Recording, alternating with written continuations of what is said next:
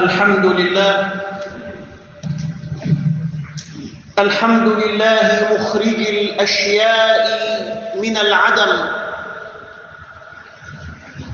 وهادي الإنسان إلى ما فيه الخير في هذه الدنيا سبحانه. وهب الوجود أسبابا لينتظم سبحانه. مكن الإنسان ليكتشف ما في هذا الكون ويتنعم سبحانه. هو الذي سخر الكون كله ليخدم البشر، فقال سبحانه: وسخر لكم ما في السماوات وما في الأرض جميعا منه إن في ذلك لآيات لقوم يتفكرون. وأشهد أن لا إله إلا الله وحده لا شريك له، أمر عباده بالسير والنظر لاكتشاف ما يساعدهم في هذه الدنيا، ثم أمرهم بالعمارة والعبادة، فقال سبحانه: وما خلقت الجن والإنس إلا ليعبدون. وأشهد أن سيدنا ونبينا وحبيبنا محمدًا عبد الله ورسوله وصفيه من خلقه وحبيبه، إمام الرسل وأفضل الخلق صلى الله عليه وسلم. اللهم صل وسلم على خير من قال ومن علم، وأحينا اللهم على سنته، وأمتنا على ملته، واحشرنا في زمرته، وارزقنا معيته. فمن يطع الله ورسوله فقد فاز فوزا عظيما، ومن يعص الله ورسوله فقد ضل ضلالا مبينا. أما بعد، إخوة الإيمان والإسلام، فإني أوصيكم ونفسي بتقوى الله تعالى ولزوم طاعته. فاتقوا الله ربكم تسعدوا، وتوسطوا في الأمور تفلحوا، وتمسكوا بوصية الله لكم في كتابه الهادية إلى رضوانه وجناته تغنموا. يقول سبحانه: وتزودوا فإن خير الزاد التقوى واتقون يا أولي الألباب. إخوة الإيمان والإسلام، إن التفكر في جمال صنع الله سبحانه وتعالى والتدبر في جلال خلقه وما جعل في السماوات والأرض من خلق يسعد به الإنسان، وما جعل في الأرض من جمادات ونباتات وحيوانات كلها مسخرة ومذللة لخدمة الإنسان، يجعل الإنسان المؤمن الشاكر لنعم ربه يلهج بالحمد والثناء على من أنعم عليه بهذه النعم. فالله الذي خلق السماوات والأرض وأنزل من السماء ماء فأخرج به من الثمرات رزقا لكم، وسخر لكم الفلك لتجري في البحر بأمره، وسخر لكم الأنهار، وسخر لكم الشمس والقمر دائبين، وسخر لكم الليل والنهار، وآتاكم من كل ما سألتموه، وإن تعدوا نعمة الله لا تحصوها، إن الإنسان لظلوم كفار. الله خلق كل شيء في هذا الكون وسخره وذلله لخدمة الإنسان. أولم يروا أنا خلقنا لهم مما عملت أيدينا أنعاما فهم لها مالكون وذللناها لهم فمنها ركوبهم ومنها يأكلون ولهم فيها منافع ومشارب أفلا يشكرون. نعم إخوة الإيمان والإسلام، لله الحمد والمنة، فقد يسر للإنسان الأسباب، ومنذ أن خلق الإنسان على الأرض وبدأ باكتشاف ما خلقه الله وسخره الله ويسره الله، والإنسان يسير مع ما اكتشف مما خلق له قبل أن يخلق من خلق الله لتتسهل بها حياته. فاكتشف الإنسان النار أول ما اكتشف، واكتشف العجلة، وسار في الأرض ونظر، وتتالت الاكتشافات والاختراعات التي هدى الله الإنسان إليها، كل ذلك ليخدم الإنسان نفسه بما سخره الله سبحانه وتعالى له. وإذا كان هدف الأديان الأسمى هو بذل المجهود للوصول إلى الكمال الأخلاقي على مستوى الفرد والمجتمع، وذلك بتحقيق التقدم في مجالات الفكر والخير والعدل والمحبة والجمال، فإن التقدم التكنولوجي والتقنية والآلات تهدف أيضا إلى الوصول بالنوع الإنساني للكمال في كل ما يؤدي به إلى السعادة. وإذا كان الكمال الأخلاقي المنشود ينمو ويتربى ويؤسس ويتطور ببطء، فالأخلاق تربى وتؤسس لكنها ببطء مع نمو الإنسان، فإن التطور والتقدم التكنولوجي ووسائل المواصلات ووسائل الاتصالات تتطور بسرعة مذهلة تسبق هذا التطور الأخلاقي. ولذلك ينخدع الكثير بمثل هذا التطور أو ينهزم أمام هذا التطور، فيؤدي إلى ضياع أخلاقي أو نكوس الإنسان ونكوصه ورجوعه وتخلفه في زمن التقدم العلمي، فيستخدم ما سخر له في غير الغرض الذي من أجله سخر له وسهل له. نعم إخوة الإيمان والإسلام، لقد تطورت الآلة تطورا كبيرا مذهلا، وأصبح الإنسان يجري وراء ما يسهل له أمور حياته. وما نعيشه في دنيا الناس اليوم ما يعيشه أفقر إنسان موجود على الأرض الآن ربما لم يكن يعيشه أعظم ملوك الزمن القديم. فنحن الآن نعيش في وسط تقدم علمي وتكنولوجي واسع لا يستطيع أحد أن ينكره.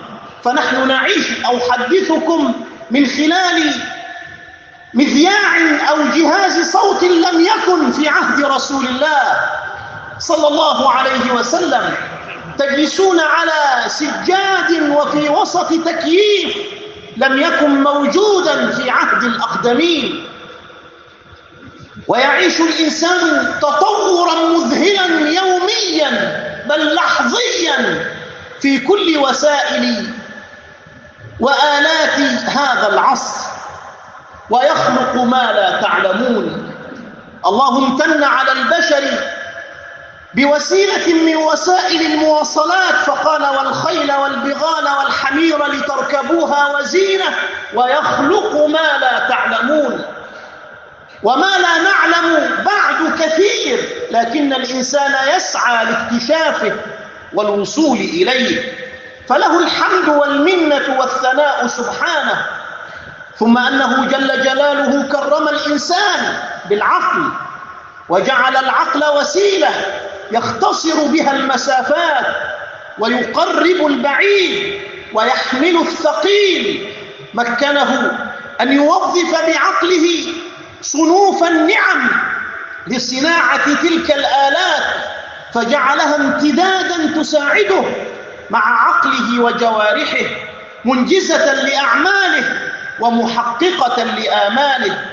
وعصرنا إن صح التعبير هو عصر الآلة، فقد شهد العالم ثورة زراعية في الماضي ثم ثورة صناعية، ونحن الآن نعيش ثورة الاتصالات وثورة التقنية الحديثة التي تسهل على الإنسان شؤون حياته. والله جعل كل ذلك في هذه الأرض بسير الإنسان ونظره واكتشافه ليسهل له أمر الدين والدنيا معا. إنا جعلنا ما على الأرض زينة لها لنبلوهم أيهم أحسن عملا في استخدامه لتلك المسخرات، وإنا لجاعلون ما عليها صعيدا جرزا. ويقول ربنا حتى إذا أخذت الأرض زخرفها وزينت وظن أهلها أنهم قادرون عليها أتاها أمرنا ليلا أو نهارا. إخوة الإيمان والإسلام، إن في علاقاتنا مع ما حولنا من تقنيات وآلات يتوجب علينا أن ننتفع من خيرها ونحذر شرها.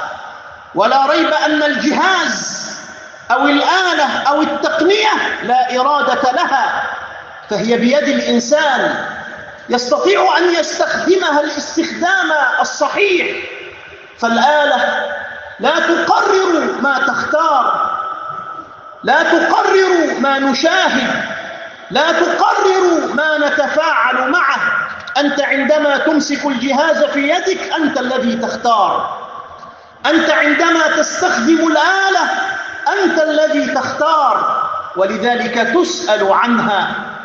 الخطر كل الخطر إخوة الإيمان أن نغيب وعينا وعقلنا وقيمنا وأخلاقنا وديننا عند استخدام مثل تلك التقنيات أو الآلات. فالله عينه سبحانه وتعالى سابقة، وما يلفظ الإنسان من قول أو يعمل من عمل إلا لديه رقيب عتيد. تغييب مراقبة الله ينتج عنه مواقف غير سليمة، ويلد أحكاما غير صحيحة، وينتج ويثمر أفعالا ضارة غير نافعة للإنسان وللمجتمع. والإسلام علمنا أن نكون متحكمين، أن نكون وسطيين، وكذلك جعلناكم أمة وسطا. فالإنسان لا يمنع من الاستفادة من التقنيات وأدواتها المختلفة، لكنه يؤمر بأن تكون هذه الاستفادة وفق ضوابط مشروعة، فلا إفراط يفسد الأخلاق والعقول، ولا تفريط يفضي إلى الجهل والتخلف. وإنه لعجيب أنه في ظل كل هذا التقدم الكبير يوجد تخلف كبير، ولا حول ولا قوة إلا بالله. والمسلم الفطن الكيس هو من يجعل هذه الآلات وتلك التقنيات وسائل تسهم في تطوير ذاته ورفعة مجتمعه ووطنه، يوظفها في نشر الخير وتبادل المنافع والمعارف. فاتقوا الله يا عباد الله، واستخدموا نعم الله فيما أراد الله، وإياكم أن تستخدموا نعم الله فيما يغضبه سبحانه وتعالى. أقول قولي هذا وأستغفر الله العظيم لي ولكم. ادعوا الله يستجب لكم.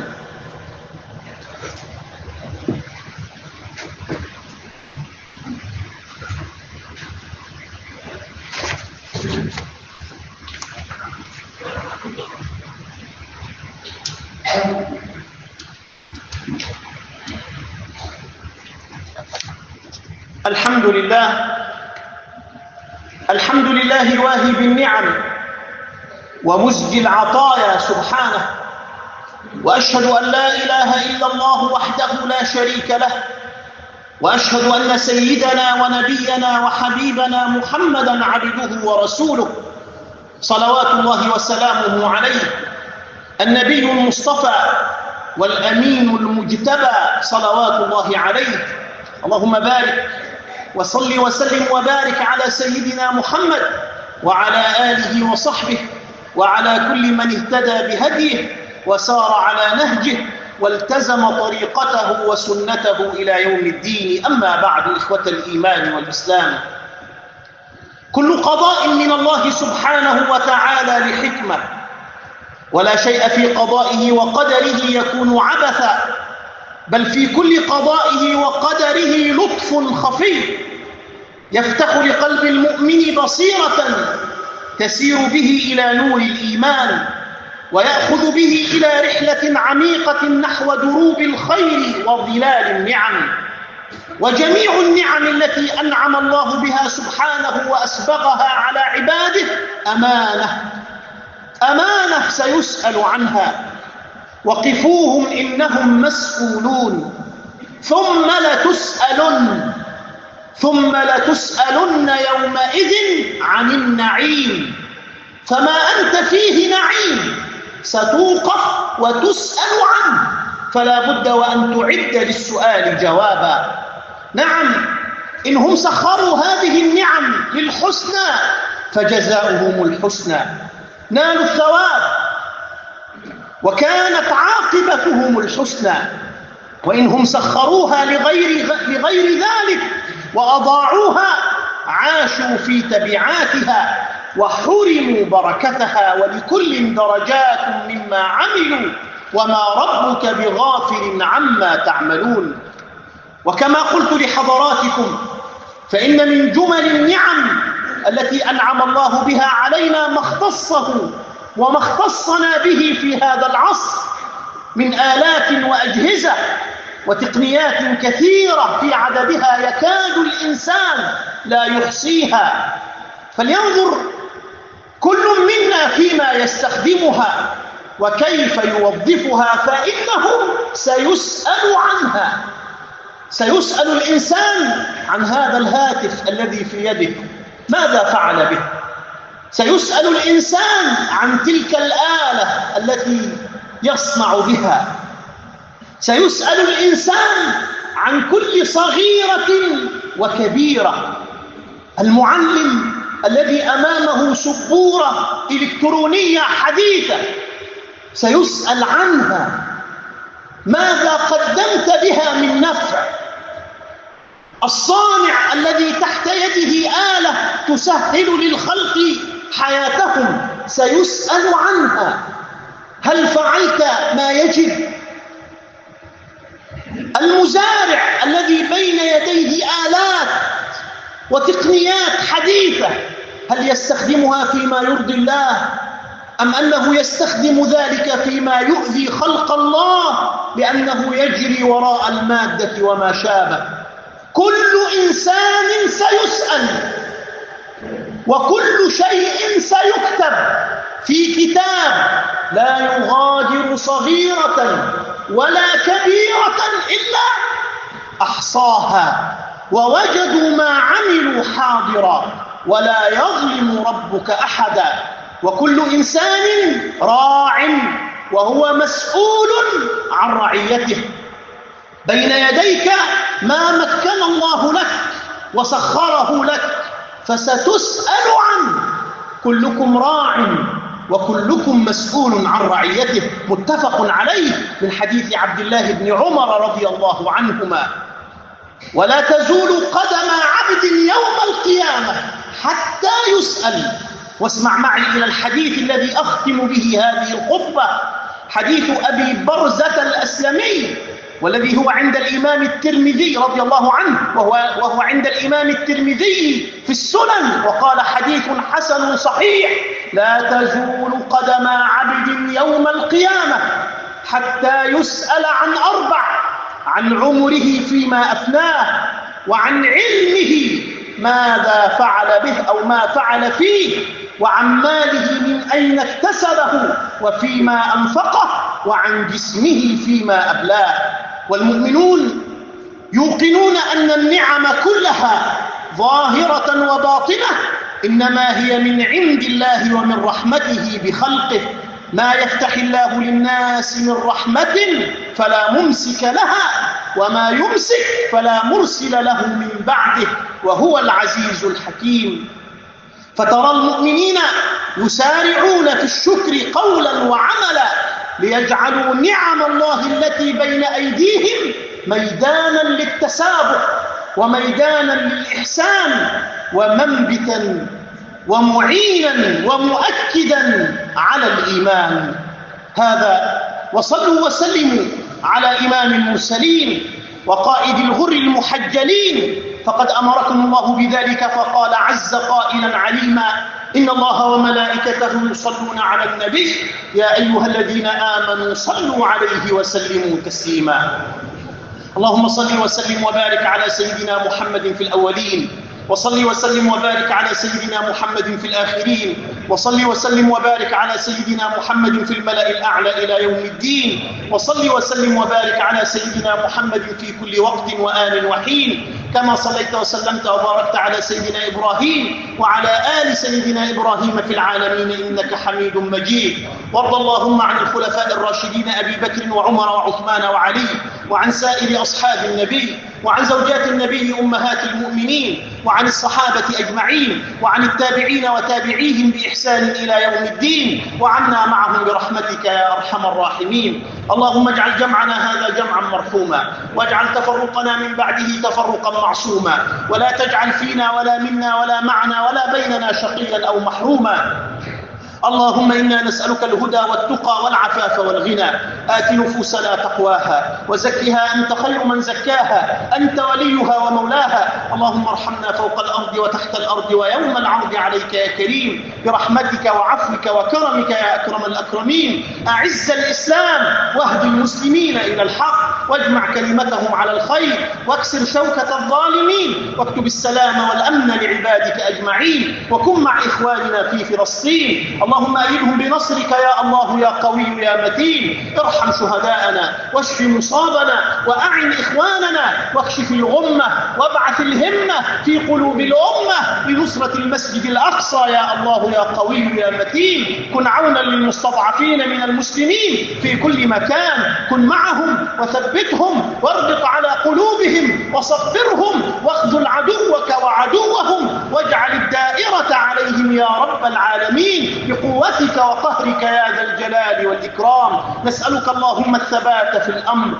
والعزيمة على الرشد، ونسألك شكر نعمتك وحسن عبادتك، ونسألك قلوبا سليمة وألسنة صادقة، ونسألك من خير ما تعلم ونعوذ بك من شر ما تعلم، ونستغفرك لما تعلم. اللهم ربنا احفظ أوطاننا وأعز سلطاننا وأيده بالحق وأيد به الحق يا رب العالمين. أسبغ عليه نعمتك وأيده بنور حكمتك وسدده بتوفيقك واحفظه بعين رعايتك، واجعل هذه البلد عمان سخاء رخاء وسائر بلاد المسلمين. احفظ الحرمين الشريفين والمسجد الأقصى، وارزق الأقصى رجاله الذين يرفعون عليه راية الدين. بعفوك لا تدع لنا ذنبا إلا غفرته، ولا عيبا إلا سترته، ولا مريضا إلا شفيته، ولا مريضا إلا شفيته، ولا مريضا إلا شفيته، ولا مبتلا إلا عافيته، ولا مكروبا إلا نفست عنه،